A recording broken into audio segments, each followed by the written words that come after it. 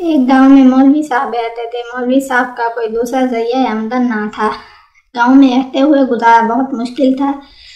اسی گاؤں میں کوئی نیک دل جاگیردار بھی رہتا تھا۔ اس زمین کا ایک ٹکڑا مولوی صاحب کو ہدیہ کیا کہ ویسے بھی آپ سارا دن فارغ ہوتے ہیں تو کھیتی باڑی کریں تاکہ گزارا اچھا ہو۔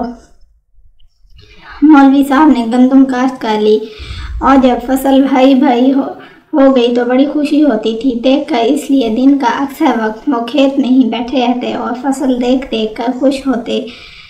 لیکن اچانک ایک ناگہانی مصیبت نے ان کو آن گھیرا۔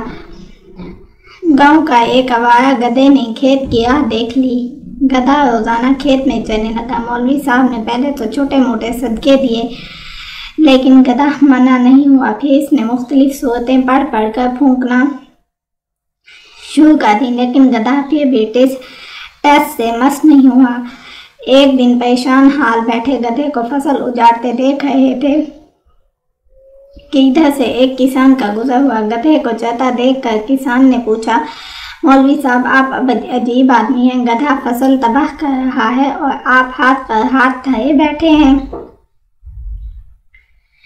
مولوی صاحب نے عرض کیا کہ جناب، ہاتھ پر ہاتھ دھرے کہاں بیٹھے ہیں، کہاں بیٹھا ہوا ہوں؟ ابھی تک ایک مرغی اور بکری کے بچے کا صدقہ دے چکا ہوں اور کل سے آدھا قرآن شریف بھی پڑھ کر پھونک چکا ہوں لیکن گدھا ہٹتا نہیں ہے۔ مجھے تو یہ بھی گدھا کافی لگتا ہے جس پر کوئی شے اثر نہیں کرتی۔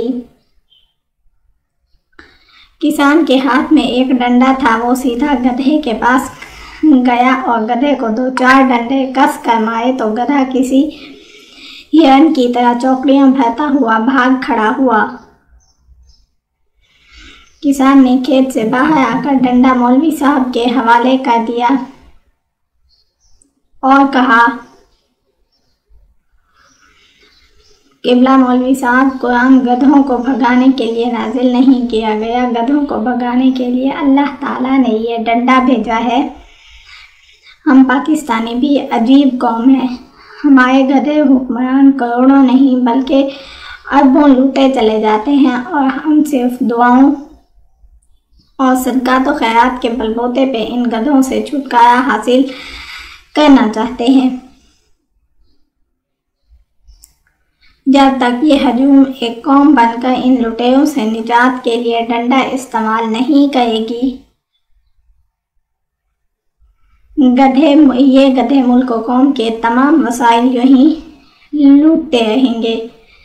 اگر آپ کو ہماری یہ ویڈیو اچھی لگے تو کمنٹس میں ضرور بتائیے گا اور مزید اچھی ویڈیوز کے لیے ہمارے چینل کو لائک کریں، سبسکرائب کریں۔ شکریہ۔